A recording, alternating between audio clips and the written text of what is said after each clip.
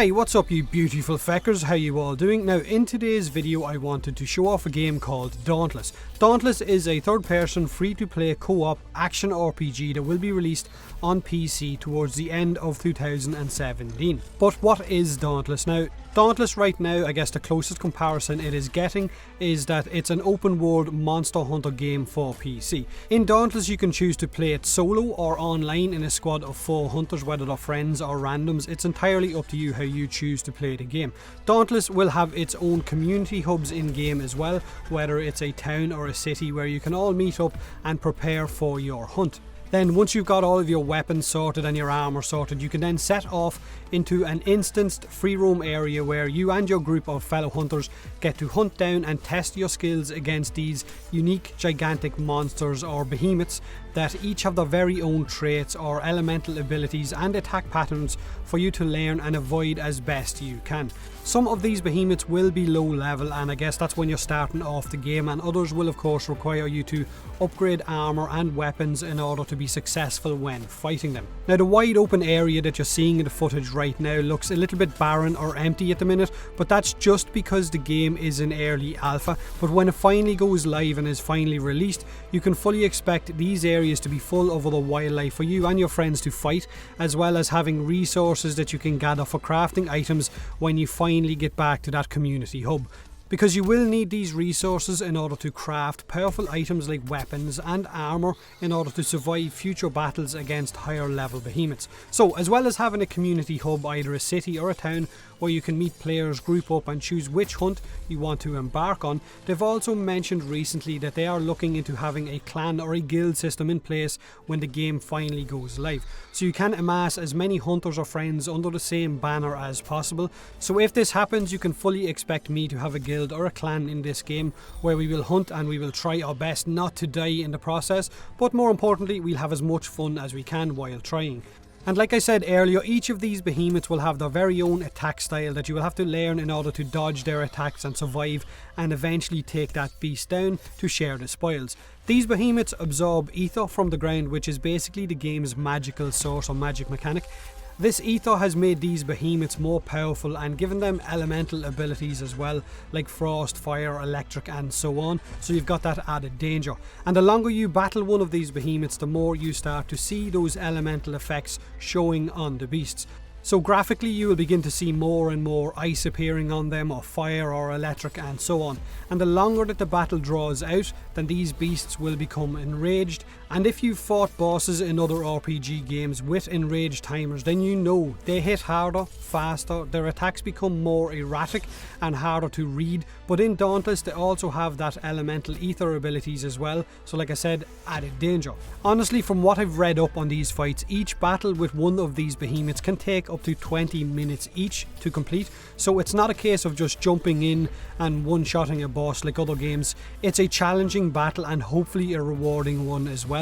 Now for me, these behemoth battles look like amazing fun. Having to be on your toes for that length of time and know when to dodge and when to attack and not mess up on your squad just adds that bit of extra excitement to each battle. Mindless hacking and slashing is going to be a huge no-no, I'm guessing, in each one of these battles, and will end up with you getting your ass kicked by one of these behemoths. If one person in your squad messes up, then it could mean a wipe on the boss or an extended fight for the rest of your group, so you have to be very careful. And also definitely a point worth noting that throughout these battles you can choose to target a specific weak point of the behemoth, which if successful can then lead to you dismembering a part of the beast or damaging its horn and so on, which then will also alter the attack pattern of the beast, which you're going to have to learn as well. So learning your own weapon combos will also greatly increase your own damage output. So whether you're wielding an axe, a sword, a hammer or another weapon, then master its combos to bring down the beast even faster. Each weapon can apparently also be imbued with these magical effects to make them more powerful. So you can melt armor with fiery attacks, or you can use other elemental additions to your weapon like ice, electric and so on. It sounds really good, right? Also, as I mentioned, you can craft weapons and armor from items that you pick up in these free roam areas. Slaying a behemoth will release its power, which can be distilled into a substance called aspect arcanite. This can then be forged by smiths, creating weapons and armor that harnesses the power power of the behemoth that you and your squad have just killed, and hopefully it will make you more of a badass in the process. At the minute there's only 4 behemoths in the pre-alpha, but they expect to have dozens by the time the game actually goes live toward the end of the year. So you're going to have plenty of options with regards which behemoth you and your squad want to try and take down. Right now in the pre-alpha stage, the 4 beasts are Shrike, which is the big owl looking beastie, then there's Drask, which is the electric looking lizard, then it's Embermane, which is the fire based beast with the large horn, and the newest addition is called Pangar, who is the ice based behemoth. He's one that I really like the look of. His battle looks like it could be a serious amount of fun.